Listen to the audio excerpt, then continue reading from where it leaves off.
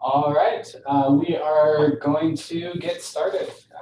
Thank you very much for joining us and good afternoon. We are going to be talking today about enterprise software selection and really focusing on the do's and don'ts on what you can do and what we've seen happen during that software selection process. So just a quick agenda for today. We'll do some brief introductions. Then we'll have really the bulk of the webcast is going to be going over those do's and don'ts. And at the end, we're going to open that up to answer any questions from you guys.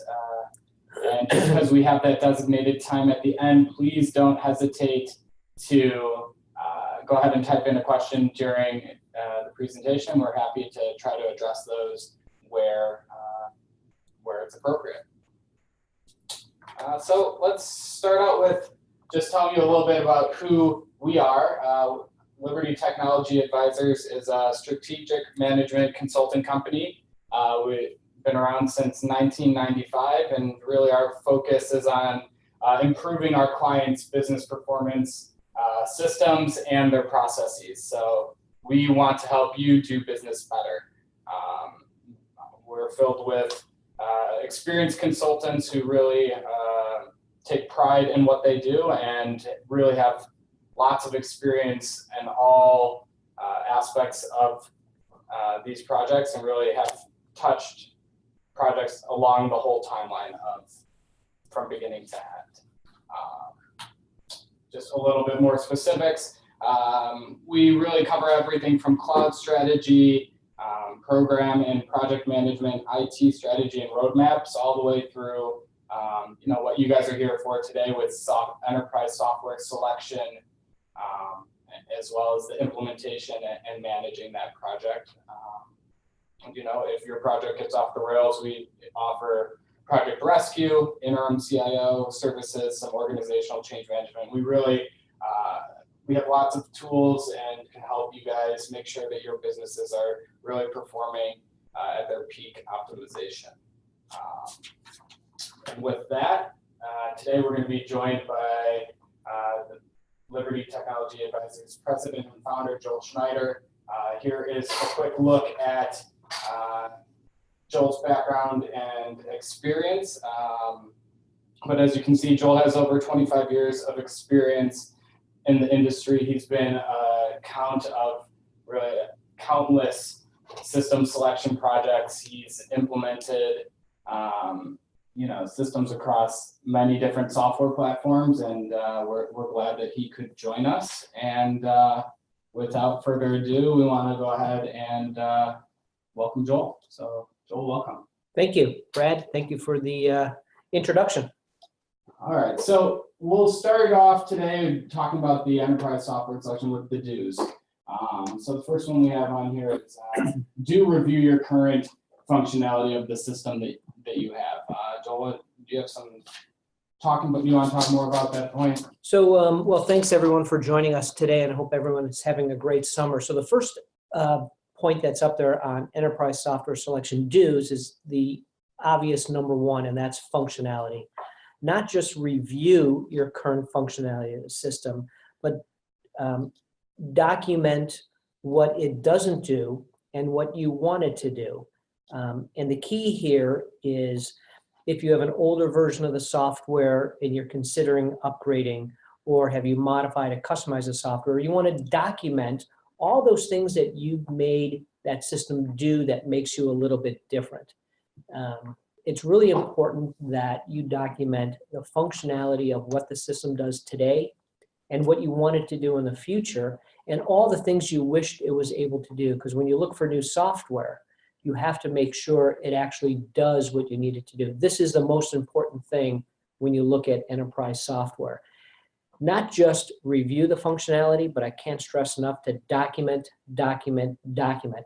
And that document of functionality will be used throughout the software selection process. So it's not just documenting just to write it down. You're going to use it for software demonstrations, communication with the software vendors, included in the contract, the scope of work, the implementation. It's critical that you do that first. It's the number one thing you need to do, is to document your functionality and in sufficient detail. So that's a number one. Great. Next one we got here, gather unique business requirements. So this is, if you will, a subset of all your functionality, and our approach is a little bit different because you don't need to document, 5,000 line items of your business, of the functionality that you want to contain in the software. The key here is to gather and document what we call your key and unique business requirements. You may not know what unique is to the software vendors, but you know what is unique or different about you. It's all about what makes you, what makes your business different from everyone else. And those key things that make you different, whether it's 5 things, 10 things, or 50 things, you want to put that into some additional detail. So really drill down and spend time on documenting your key and unique functional requirements. And if there's, a handful of them, 6, 8, 10, write enough detail that that software vendor understands the differentiator with you. So don't just say we do costing this way, or our inventory management is this way, or customer service measures things in a certain way. This is where you want to drill down and spend enough time so everyone understands that key and unique functional requirements. That makes you, because that's what it's all about. All right, next on the list we have is come in with an open mind. This is one of my favorites because you don't want to come in and say we're looking for a package that does what we do today, but with a nicer screen, or that does it faster, or that can handle multiple locations. An open mind means come in with an open mind of all the available options and platforms that are on the market today. The ERP marketplace is changing so fast. There's pure cloud packages, there's hybrid models that are out there, there's hosted, you could still put it in-house. And also, when it comes with an open mind, it's all the different capabilities that software can do. It's not just the core ERP, but maybe you have a separate e-commerce solution, a separate retail piece of your business possibly, or a warehouse management system. Come with an open mind about, should I get one package, or what are the integration capabilities going to be if I have a separate warehouse management package? And also an open mind with your team. You need to remember that you're putting in a system that may change, or most likely will change, business processes. So come in with an open mind about not just what you want it to do, which is functionality, but how you want to do it, which is business process. They go hand in hand. So keep an open mind throughout the whole process. Great. Next we have to include business decision makers. So this is another key point when it comes to doing an ERP enterprise software selection project. These projects are typically not siloed in IT. This is a business decision. This is all about the business. How do you make the business better, run better, if you will? So it's very important to include all members of your business. Think about all the cross-functional teams you have. Think about from procure to pay, order to cash, everywhere in between. You want to get people that are involved, and not just, if you will, the CFO or the CIO or the COO, but you want to get somebody who's in shipping and receiving, who's on the plant floor, the production schedulers, accounts payable people, accounts receivable people. They all need to play a part in this process, and gathering the requirements from them. Now you're going to get to the core of what they actually do, and then you could ask them, what you need to do, but then you could ask them how you do it, and then even why you do it, so you could start improving your business processes. It's all about getting the business involved. This should not be a solely IT project. And as long as we have that bullet point, and I don't know where this comes into the questions, because I haven't seen these before, but including business decision makers also has to do with make sure that the business understands the goals that you have for this project, the objectives you have on this project, the time frames you have on this project, milestones you may have for this project, and to set expectations. And expectations could be, when am I making decisions? When do I take software vendors down to a medium list, a short list? What is my project organization? Make sure the business is involved in what the budget is for this project, and get that organization and governance in place. So that business decision makers is a broad category that includes setting good expectations, goals, plans, budgets, milestones, project organization, governance. If I could just repeat what I said on one word, it's planning. So it's plan, plan, plan. So that was a broad category. I probably went too long on that one point, Brad, but sorry about that. It's really important that we include business decision makers in this. Not a problem. We want to make sure to get the message across. Next we have is, holding parties accountable. Well, holding parties accountable during the selection process is very important. And this is not just your team, because they need to play a part. They need to attend demonstrations. They need to score demonstrations. They need to be vocal in who they like and who they don't like, why and why not. But it's also about being accountable and being open with the different vendors that are involved. You want to make sure that a software vendor is held accountable during the demonstration process, because this is during the selection process, that they don't provide any misleading or confusing information during this process. I know it's hard because software salesmen are very good and they are trying to sell their product, which is great, but your job through the process is to follow up from a demonstration of a certain area and say, I didn't get it, can you go slower? Can you do that again? Or this is how we do it, even though you handed them a demonstration script, to show me again. Be skeptical, be professional, but have those vendors prove what they're saying in the demonstration, and they're showing it to you with real live software. So holding parties accountable is critical during the selection process. And looking at the list, you're going to build upon this. So you have your functionality, you have demonstration scripts, so you're going to hold vendors accountable throughout this whole process. So another long answer to a short question. All right, the last bullet we have here for the do's is to seek advice from experts. There's a reason that they are called experts. So obviously, when you do what you do every day in your business, you are experts in what you do, but selecting a software system is not what you do every day. So this is when you may be inclined to call in an outside third party who does this every day, who can do a couple things for you. One, they could guide you through the process. They could put the plan together and you could execute that plan, or maybe you need some additional support to help you actually do some more heavy lifting during the software selection process.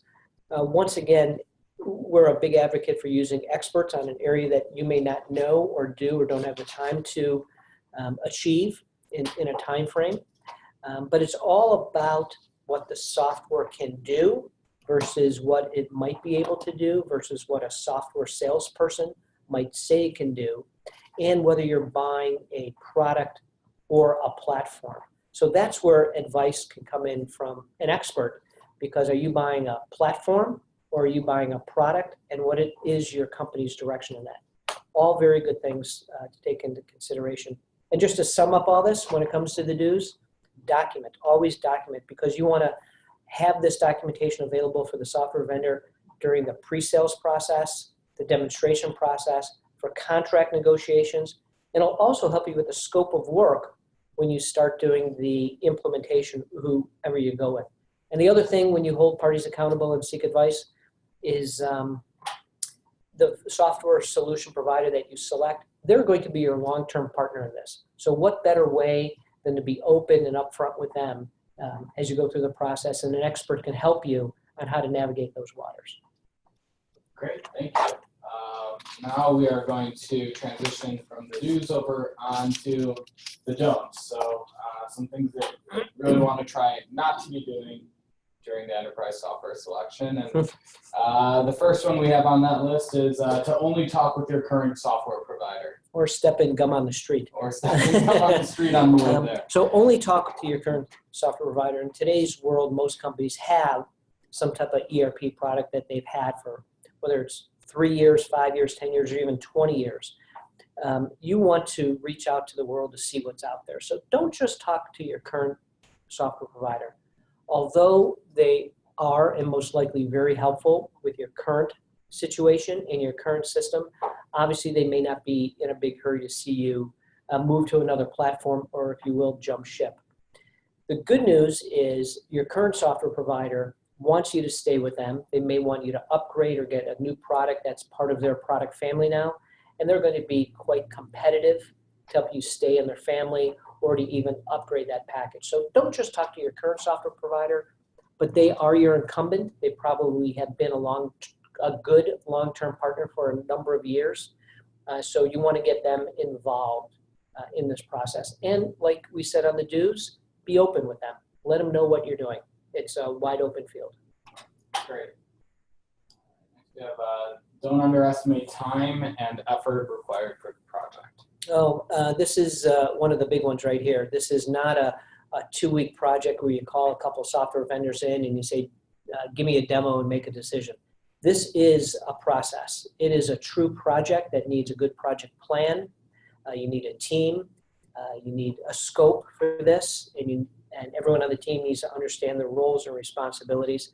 And someone needs to be in charge of managing the project and to document everything. So don't just underestimate the time and effort, because it's a long process.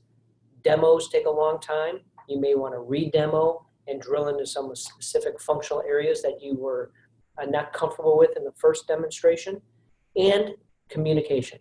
You need to communicate to your team on a regular basis about where we are in this project, because sooner or later you may be getting a new system, and it's all about change management. So you want to communicate. Time is very important. Some clients could do this project in just 2 months. Some could take 3, 4, 5, 6 months to go through this structured process. So develop a plan, communicate the plan, get management on board, and then work the plan. Don't feel like it all needs to be done at once. So doing an enterprise software selection project is obviously time consuming, and part of your thinking might be, I need to replace everything at the company all at once. Every system, every module, every third-party product, EDI, warehouse management, e-commerce, ERP, financials, everything. So think through different options and alternatives as you go through the selection process.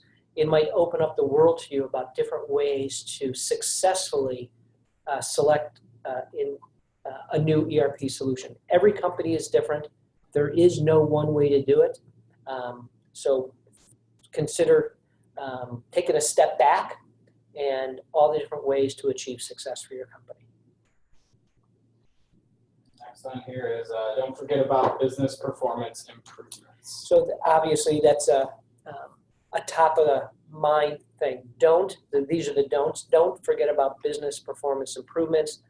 Business process reengineering is critical during the selection process, because not only did you upfront talk about what your needs are and why you do things the way you do it, but also how you do it. So it's the how, which is your business processes, that most likely have evolved over 5, 10, 20 years. And we all know the best answer about why you do things. It's the way we've always done it, or the way I was trained to do it.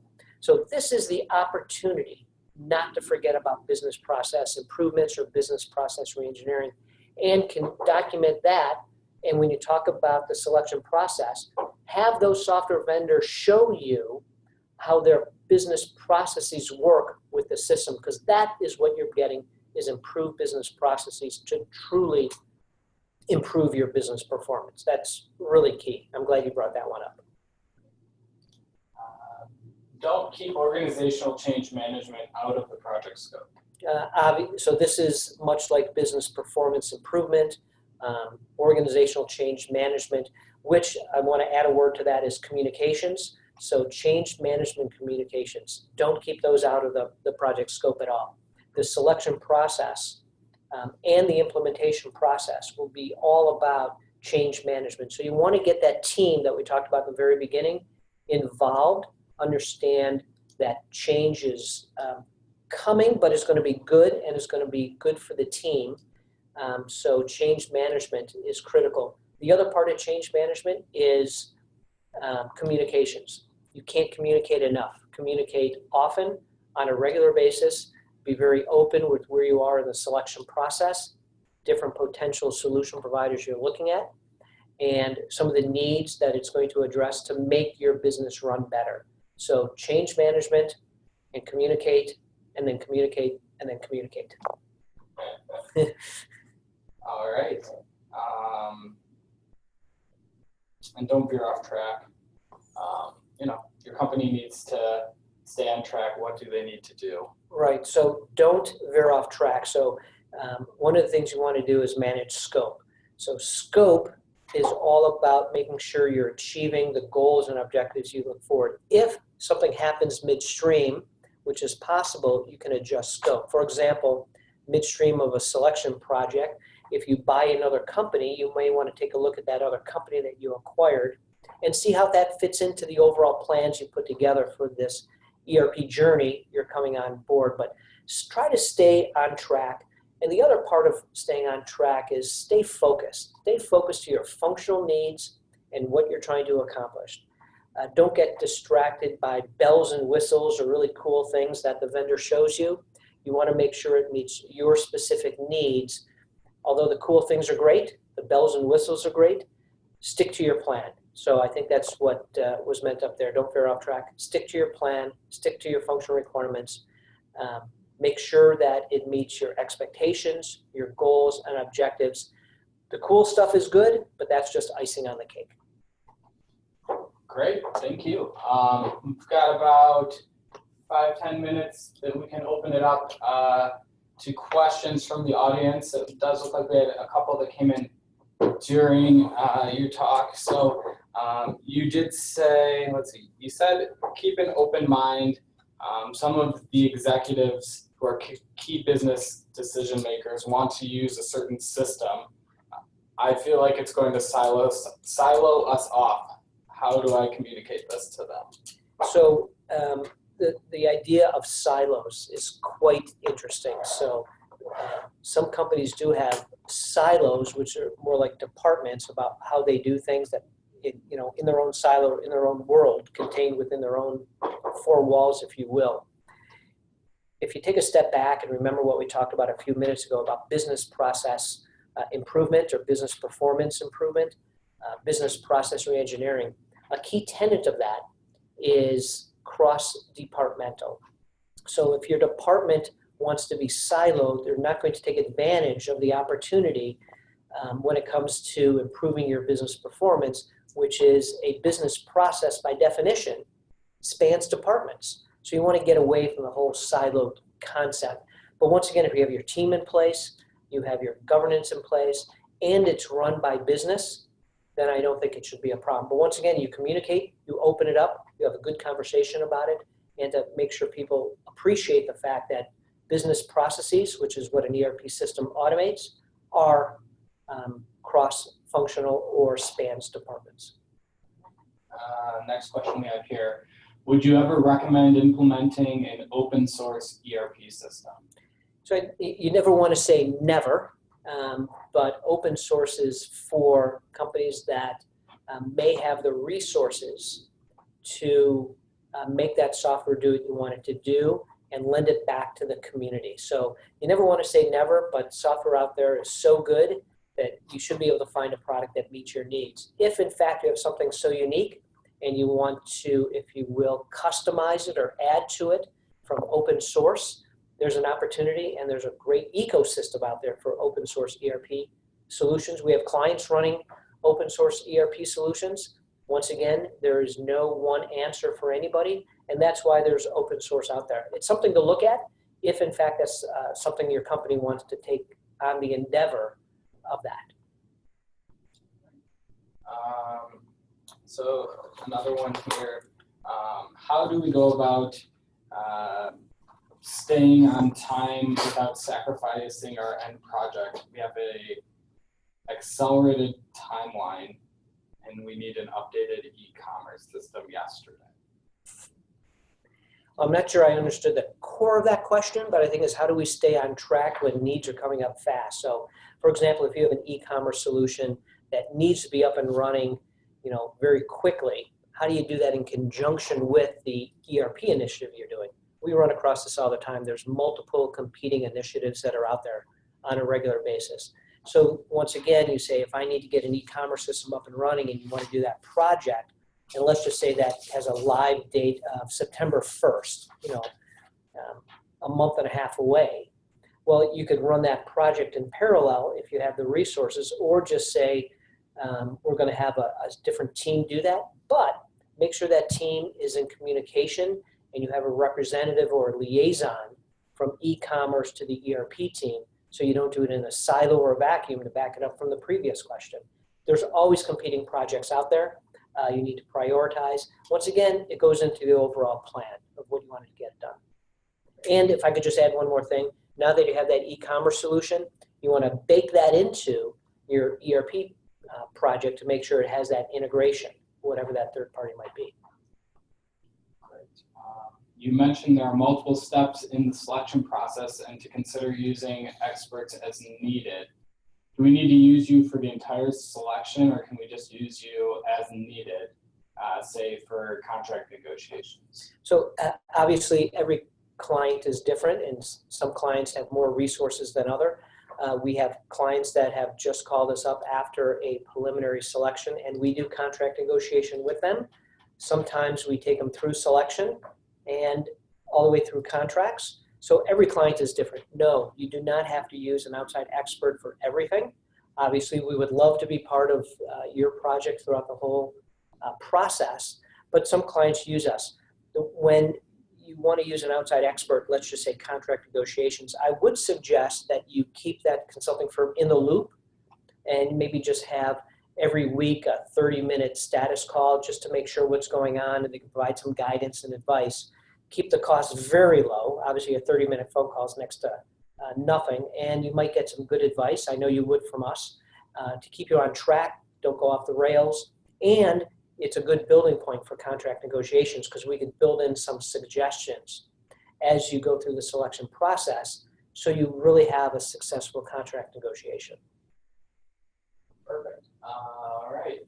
If there are no other questions, I want to be respectful of everyone's time. We're just reaching 12:30. But if you do have any questions, please go ahead and don't hesitate to reach out to our practice director, Joe Ambrose. His email address is just joe.ambrose@ltadvisors.com. It's on the screen here. There is his direct number, 847-509-9133.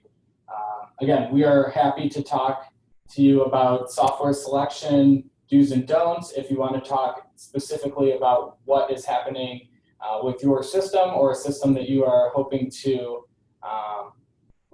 get up and running, we are here. And if you like what you heard today, stay tuned. Next month we'll be covering some business process re-engineering, and we'll be sure to send out emails for that, as well as a recording of today's webcast in the coming days. So thank you for joining us, and thank you, Joel. Thank you, Brad, and everyone else on the webcast. Thank you so much.